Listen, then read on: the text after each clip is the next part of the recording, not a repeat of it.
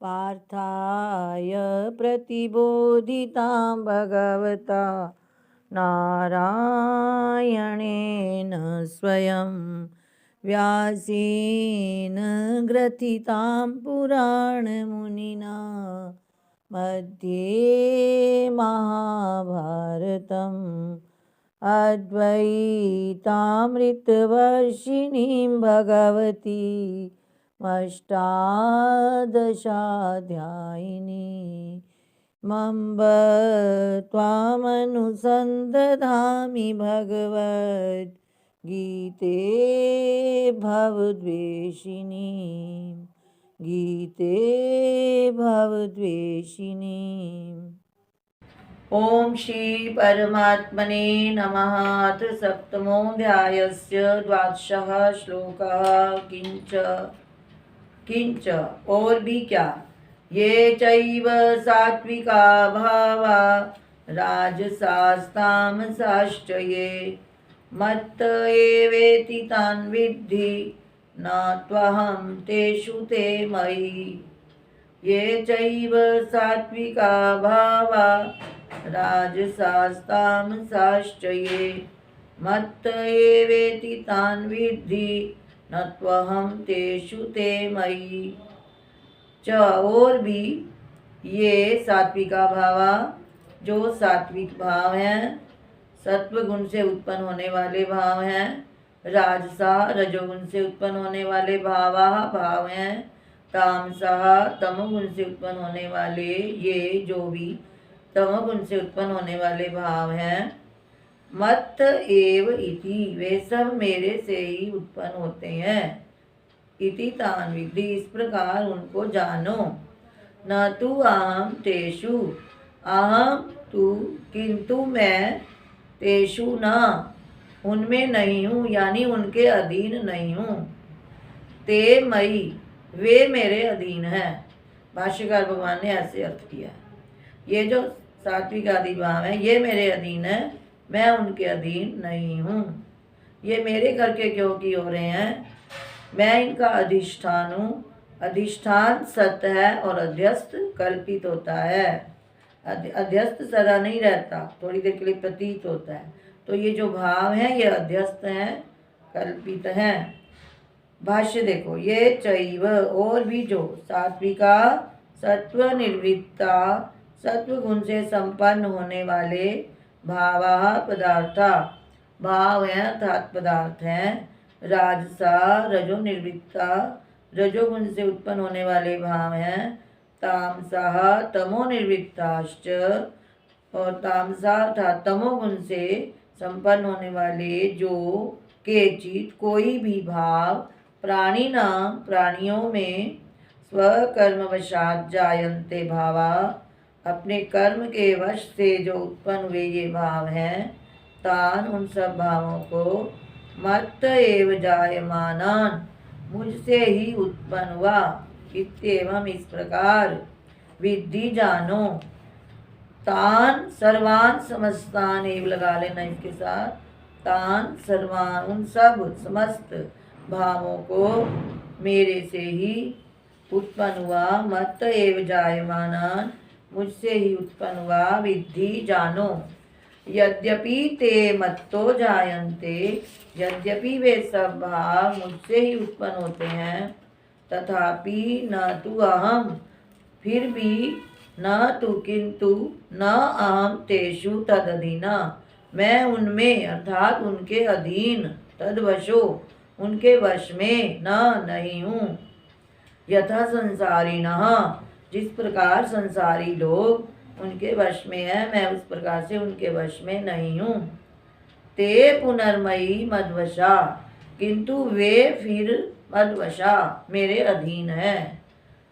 यानी ये कहने का अभिप्राय है कि जो भाव हैं ये कभी उत्पन्न होते हैं कभी नष्ट होते हैं, ये मेरे अधीन है, मैं इनके अधीन नहीं हूँ। इनके उत्पन्न होने से नष्ट होने से मैं उत्पन्न नष्ट नहीं होता। जैसे कहते हैं घड़े में जल भरते हैं तो भी आकाश होता है, घटाकाश उसका नाम पड़ जाता है, और जल उसमें से निकल जाए, घड़े में से छेद कर दो नीचे से सारा जल निकल जाए, तो भी आकाश वहीं का वहीं रहता है। जो घटाकाश है वो महाकाश रूप हो जाता है। जितनी देर जल में घट दिखाई इस प्रकार से प्रतीत हो रहा था, घड़ा होता है, तब तक घटाकाश नाम होता है, नहीं तो सारा एक महाकाश ही है। उसी प्रकार ये भाव रहे या ना रहे, परमात्मा ज्यों का त्यों है। परमात्मा में किसी प्रकार का कोई अंतर नहीं आता। इसलिए भगवान कह रहे हैं मैं उनके अधीन नहीं हूँ। ना तू अहम तेषु तदधीना तद्वशो यथा संसारिना, जिस प्रकार से संसारी लोग अपने को अधीन मान लेते हैं। और ये जो सात्विक आदि भाव है, ते पुनर्मयी मदवशा मदधीना, वे मेरे वश में है, मेरे अधीन है। यानी वो मेरे करके है, मैं उनके करके ऐसा नहीं हूँ, मैं उनमें उनके अधीन नहीं हूँ। इसका मतलब इस श्लोक का ये भाव है। अगला श्लोक, एवं भूतम अभी परमेश्वरम, इस प्रकार के होते हुए भी परमेश्वर जो नित्य शुद्ध बुद्ध मुक्त स्वभावम, एवं भूतम अपि परमेश्वरम नित्य शुद्ध बुद्ध मुक्त स्वभावम सर्वभूतात्मानं निर्गुणं संसार दोष बीज प्रदाह कारणम मां न अभिजानाति जगत इति अनुक्रोशम दर्शयति भगवान। तो इस प्रकार परमात्मा जो है, एवं भूतम को होता है, इस प्रकार का होता हुआ भी कौन? परमेश्वरम, परमेश्वर। इस प्रकार के होते हुए भी परमेश्वर को जो नित्य है, शुद्ध स्वरूप है, ज्ञान स्वरूप है, मुक्त स्वरूप है, स्वभाव मैंने स्वरूप है, मुक्त स्वभाव वाला है, सर्वभूत आत्मानम, सभी प्राणियों का आत्मा है, निर्गुणम, सभी गुणों से रहित है, संसार दोष बीज प्रदाह कारणम, जो संसार दोष के बीज अज्ञान के नाश का कारण है। प्रदाह का मतलब जला देना या नाश हो जाना, बीज के नाश का कारण है। उस परमेश्वर को, मां, मुझ परमेश्वर को, न अभिजानाति जगत, ये जगत नहीं जानता।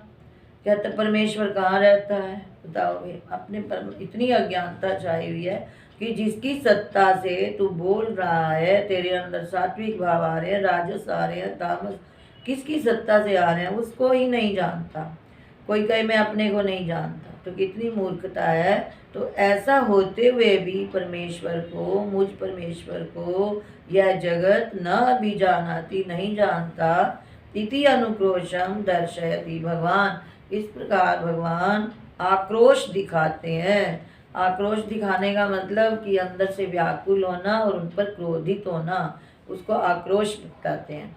तो भगवान आक्रोश दिखाते हैं। तच्च किम निमित्तम जगतो अज्ञानम, तो यह जगत का अज्ञान किस कारण से है, जगत इतना अज्ञानी क्यों हो रहा है, अपने को क्यों नहीं जान रहा। इति उच्यते, इस पर कहते हैं। त्रिभिर्गुणमयैर्भावै रेभिः सर्वमिदं जगत् मोहितं नाभिजानाति मामेभ्यः परमव्ययम्। त्रिभिर्गुणमयैर्भावै रेभिः सर्वमिदं जगत् मोहितं नाभिजानाति मामेभ्यः परमव्ययम्। त्रिभिर्गुणमयै, त्रिभिर मैंने तीन, तीन गुणों से युक्त, भावई, तीन गुण यानी तीन गुण जो पीछे आए हैं, सात्विक राजस तामस, विकार भी कहते हैं, मयई का अर्थ विकार भी होता है।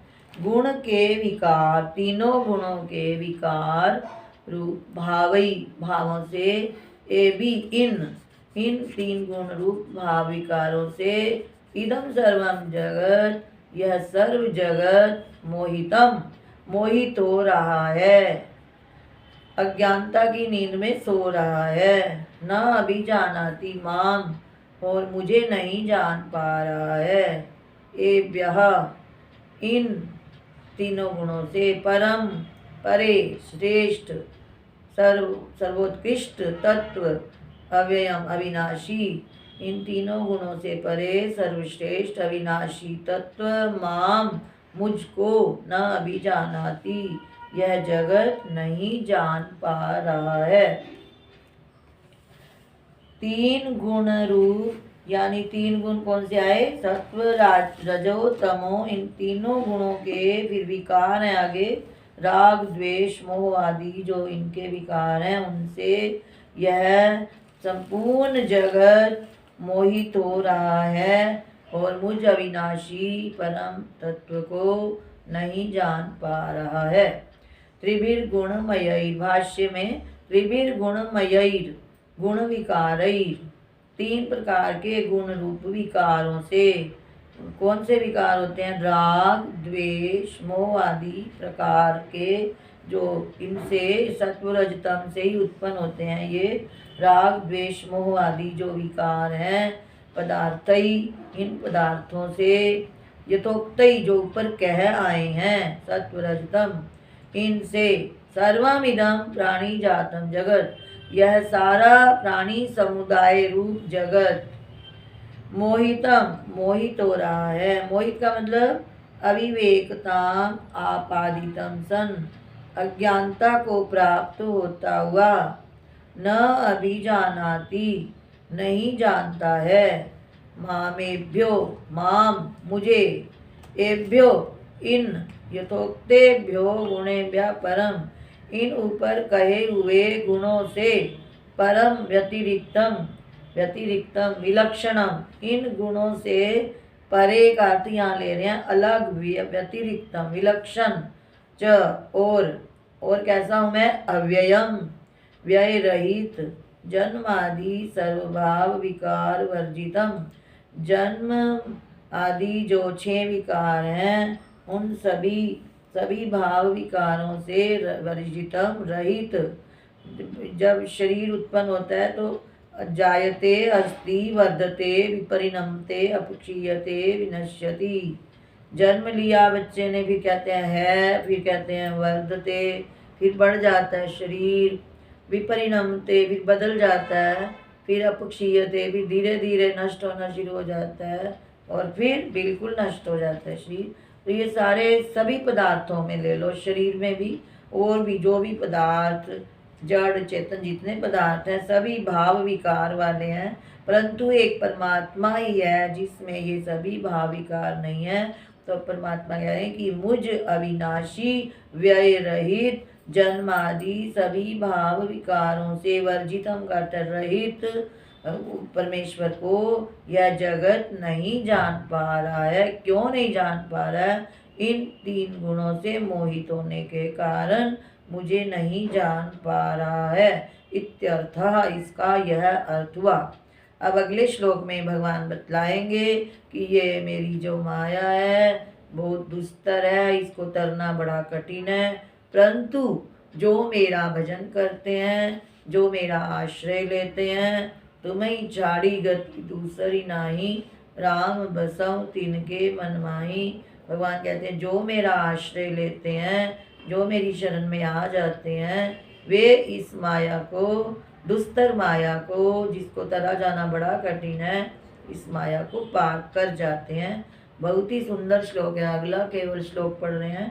दैवी येषा गुणमयी मम माया दुरत्यया, मामेव ये प्रपद्यन्ते मायामेतां तरन्ति ते।